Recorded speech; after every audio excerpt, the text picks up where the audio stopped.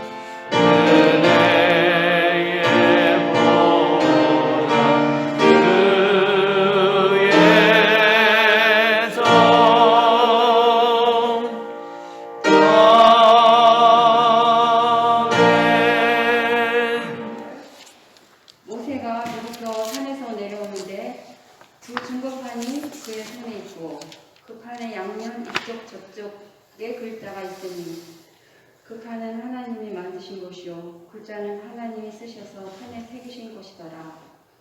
여호수아가 백성들의 요란한 소리를 듣고 모세에게 말하되 진중에서 싸우는 소리가 나나이다. 모세가 이르되 이는 승전가도 아니요 패하여 부르짖는 소리도 아니라 내가 듣기에는 노래하는 소리로다 하고 전에 가까이 이르러 진에 가까이 그 송아지와 그 춤추는 것들을 보고 크게 놓아요.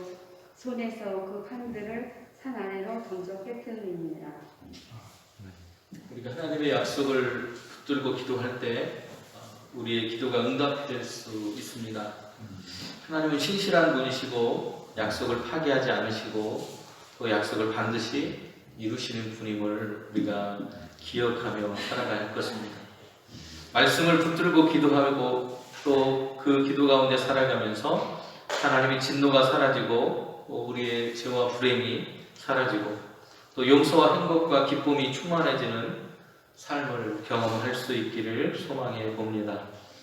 오늘도 우리에게 주어지는 출애굽기 32장 15절에서 19절의 말씀을 우리가 함께 묵상하면서 돌판을 깨뜨리는 이야기 속에 담겨있는 하나님의 뜻을 깨달아 볼 수 있는 귀한 시간이 될 수 있기를 소망합니다. 오늘 함께 읽으신 말씀 19절 말씀 한 번 더 읽겠습니다. 함께 읽습니다. 진에 가까이 이르러 그 송아지와 그 춤추는 것들을 보고 크게 노하여 손에서 그 판들을 산 아래로 던져 깨뜨리니라. 아멘.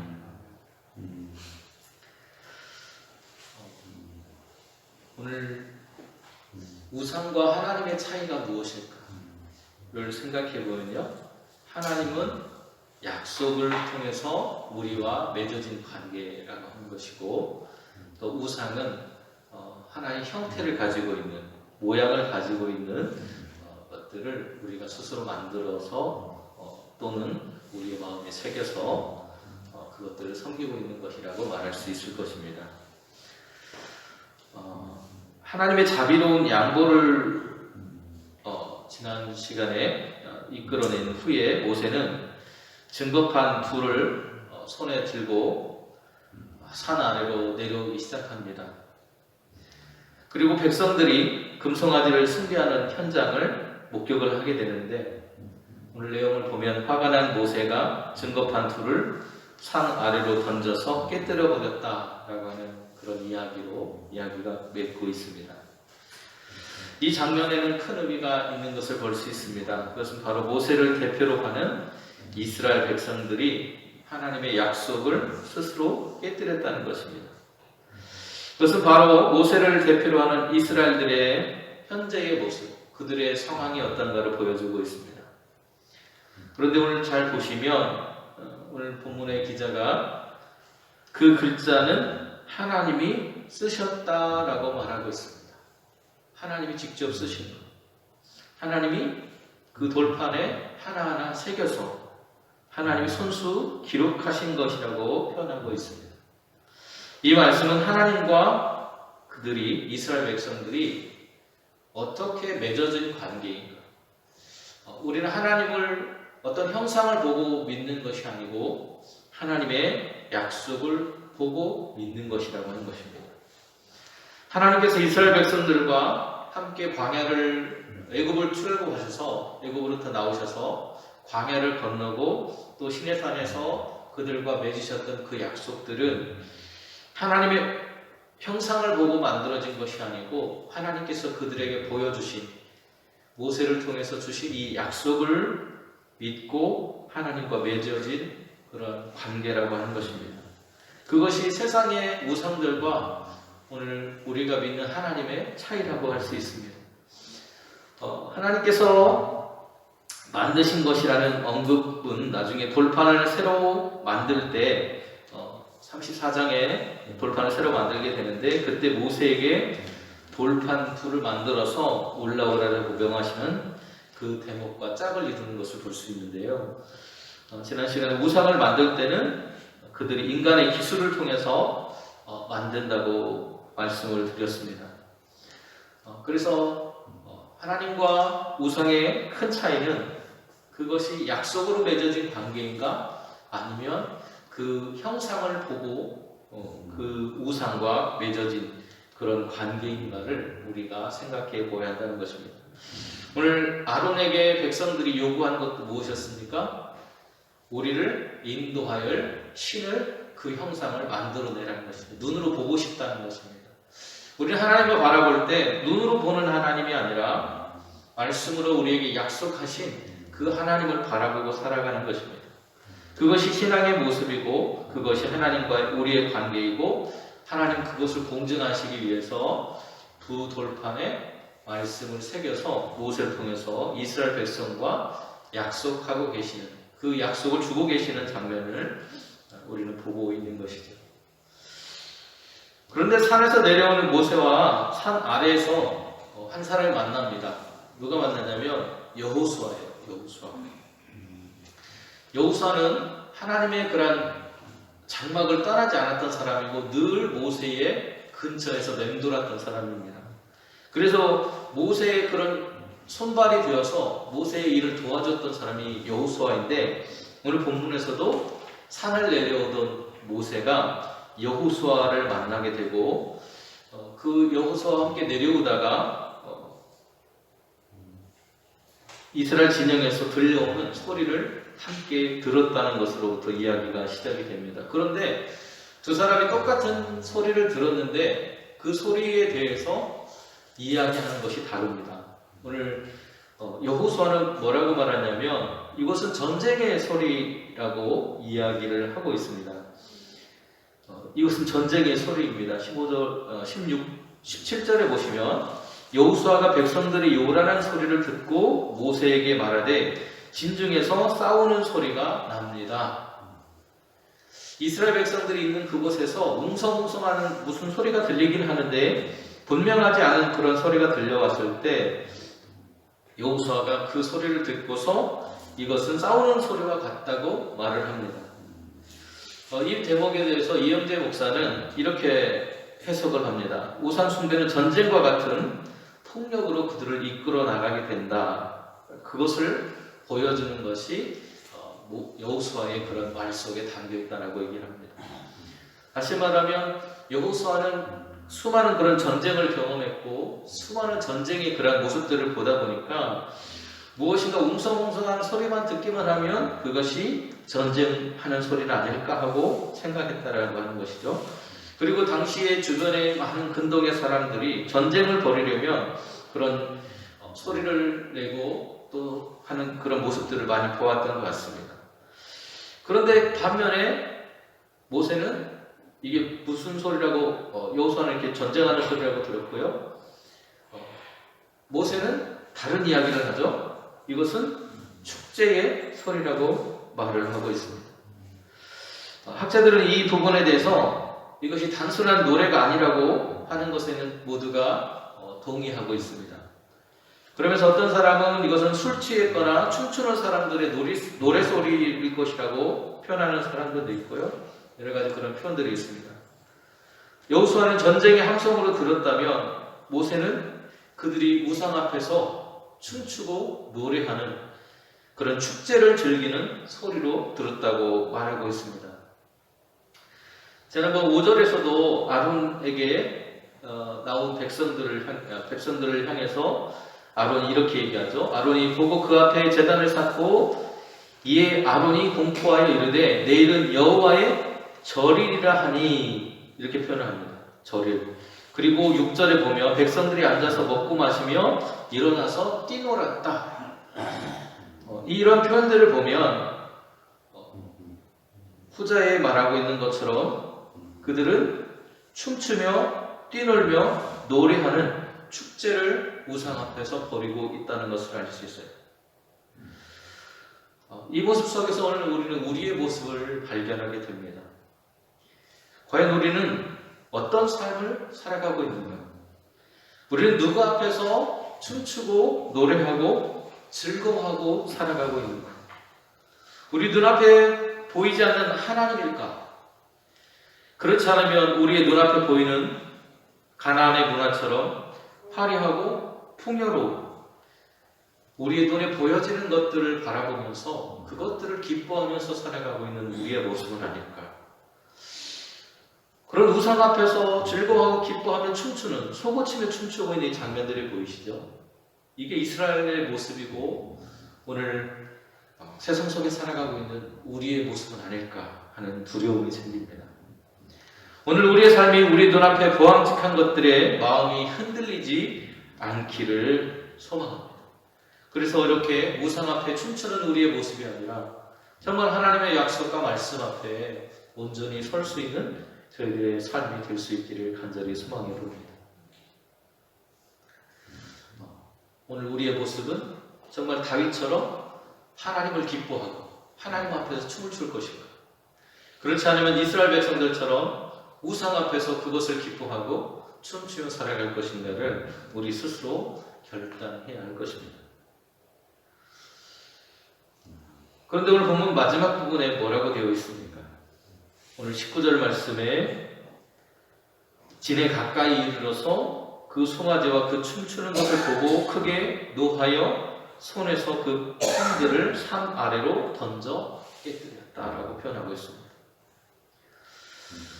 금송아지 금송아지 형상 앞에서 춤을 추는 백성들의 모습, 그것을 보고 함께 즐거워하며 먹고 마시고 웃고 노래하고 춤추는 그 의식은 고대의 가나안의 바알을 숭배하는, 바알을 예배하는 그런 문화 속에 나와 있습니다.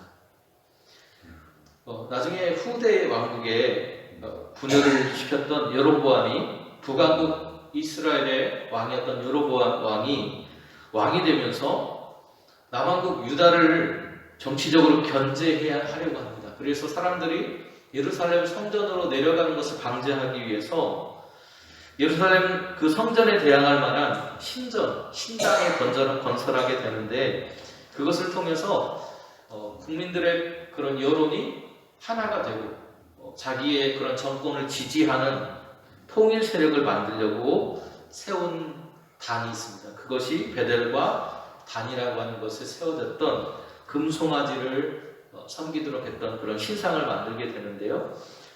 그 신상을 만들어 놓고 제사장이 아닌 사람들을 제사장처럼 세워놓고 그들을 통해서 하나님을 예배한다고 하면서 예배했던 그들의 모습의 원조격이 바로 오늘 본문의 이야기라고 할 수 있습니다. 그런데 이러한 행위들은 가나안의 전통 제의였던 바알을 숭배하는, 풍요를 상징하는 바알을 숭배하는, 세상적인 것들을 상징하는 것을 그들이 섬겼다라고 하는 것을 보여주고 있습니다. 그런 모습에 분노한 모세가 하나님으로부터 받았던 그 10가지의 계명, 10계명이 들려있던 2개의 돌판, 하나는 바닥에 떨어져서 깨트려져 있고요, 또 하나를 들어서 던져서 깨려고 하고 있는 그 모습을 보시고 계십니다. 이처럼 모세는 백성들의 죄에 대해서 분노합니다. 그리고 돌판을 깨뜨립니다. 그런데 모세의 그런 모습에도 잘못은 있습니다. 왜냐하면 주님께서 이미 산 위에서 내려오려고 할 때 백성들이 어떤 모습이었다고 하는 것에 대해서 이야기하셨어요. 그렇다면 모세는 우상 숭배의 축제에 빠져 있는 이 상황들이 어떻게 전개되고 있는 것을 알았기 때문에 그가 해야 할 일은 돌판을 깨트리는 것이 아니라 침착한 마음으로 백성들의 영적인 상태를 회복하려는 노력을 했어야만 합니다. 그래서 어떻게 하면 이 백성들이 깨우치고 화해하게 하고 하나님과 바른 관계를 확립할 수 있을까를 고민했어야 하는데, 단지 백성들의 그 모습에 분노하여서 그 화를 참지 못하고 증거의 돌판, 하나님 주신 그 약속을 깨뜨렸다라고 하는 것입니다. 여기는 또 다른 그런 모습이 있는데요. 하나님의 약속을 받을 준비가 그들에게 되어 있었는가 합니다. 하나님의 약속을 스스로 깨뜨리는 이유가 무엇이겠습니까? 오늘 우리가 하나님과의 약속을 지키지 못하고 그것을 우리의 삶으로 받아들이지 못하는 이유는 이미 우리 안에 하나님의 말씀이 자리할 곳이 없기 때문입니다.